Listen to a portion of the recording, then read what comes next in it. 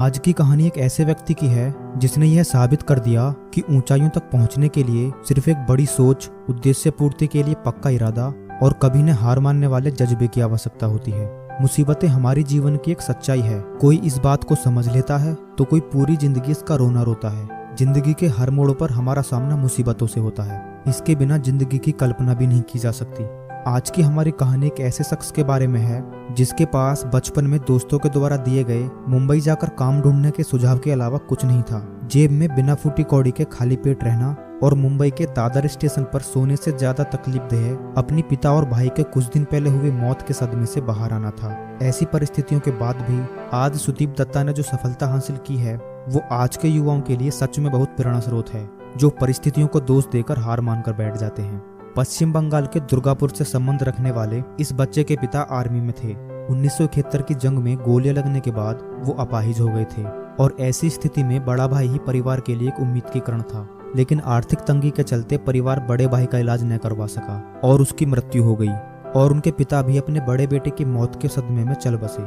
उसकी माँ उस बच्चे के लिए भावनात्मक सहारा जरूर थी, लेकिन उसके ऊपर 4 भाई बहनों की जितनी एक बड़ी जिम्मेदारी भी थी। अपने परिवार की जिम्मेदारी अब उसके ऊपर थी। उसके बाद दोस्तों के द्वारा दिया गया सुझाव तब सही साबित हुआ जब उसे 15 रुपए की मजदूरी का काम और सोने के लिए एक जगह मिली। सोने की जगह एक ऐसे कमरे में थी जहां 20 मजदूर सोते थे। कमरा इतना छोटा था कि सोते वक्त हिलने की भी जगह नहीं होती थी। 2 साल की मजदूरी के बाद उसके जीवन में नया मोड़ तब आया जब नुकसान के चलते उसके मालिक ने फैक्ट्री बंद करने का फैसला किया। ऐसी कठिन परिस्थिति में नई नौकरी ढूंढने के बजाय फैक्ट्री खुद चलाने का फैसला किया और सन 1975 में अपनी अब तक की बचाई पूंजी और किसी तरह दोस्तों से उधार लेकर 16,000 रुपए इकट्ठा किए। फैक्ट्री खरीदने के लिए 16,000 की राशि बहुत कम थी, लेकिन सुदीप ने 2 साल का मुनाफा बांटने का वादा कर किसी तरह फैक्ट्री मालिक को मना लिया। सुदीप उसी फैक्ट्री का मालिक बन चुका था जहां कल तक वो सिर्फ एक मजदूर था। 19 साल का सुदीप, जिसके लिए खुद का पेट भरना एक चुनौती थी, उसने 7 अन्य मजदूरों के परिवार को चलाने की जिम्मेदारी ली। एल्यूमिनियम पैकेजिंग इंडस्ट्री उस समय अपने बुरे दौर से गुजर रही थी। जिंदल एल्यूमिनियम जैसी कुछ गिनी चुनी कंपनी अपनी आर्थिक मजबूती के आधार पर मुनाफा कर पा रही थी।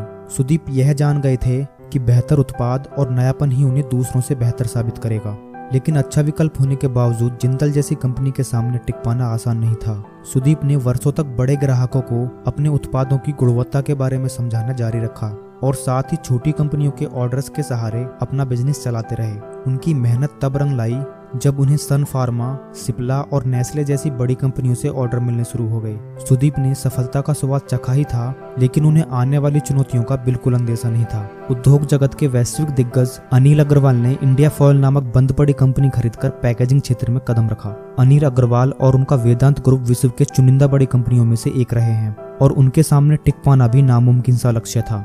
लेकिन वेदांत जैसी कंपनी से अप्रभावित रहकर सुदीप ने अपने उत्पादों को बेहतर बनाना जारी रखा और आखिरकार वेदांत समूह को सुदीप की दृढ़ता के सामने घुटने टेकने पड़े और इंडिया फॉयल कंपनी को सुदीप को ही बेचना पड़ा।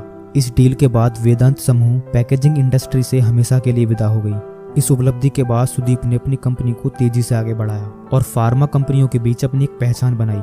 सन 1998 से 2000 तक उन्होंने 20 प्रोडक्शन यूनिट स्थापित कर दिए थे। आज सुदीप की कंपनी एसडी एल्यूमिनियम अपने क्षेत्र की नंबर 1 कंपनी है और साथ ही बॉम्बे स्टॉक एक्सचेंज और नेशनल स्टॉक एक्सचेंज की सूची में भी शामिल है। अपनी अभिनव सोच के कारण उन्हें पैकेजिंग इंडस्ट्री का नारायण मूर्ति भी कहा जाता है। आज सुदीप की कंपनी एसडी एल्यूमिनियम का मार्केट कैंप 1600 करोड़ रुपए से भी ज्यादा का है। जीवन में बहुत कुछ हासिल करने के बाद भी सुदीप अपनी पृष्ठभूमि से जुड़े हैं। उनकी फैक्ट्री के सारे मजदूर आज भी उन्हें दादा कहकर बुलाते हैं। उन्होंने गरीब और जरूरतमंदों की सहायता के लिए सुदीप दत्ता फाउंडेशन की स्थापना की, जो ग्रामीण क्षेत्र के बेरोजगार युवाओं के लिए समय समय पर नए नए अवसर प्रदान करता है।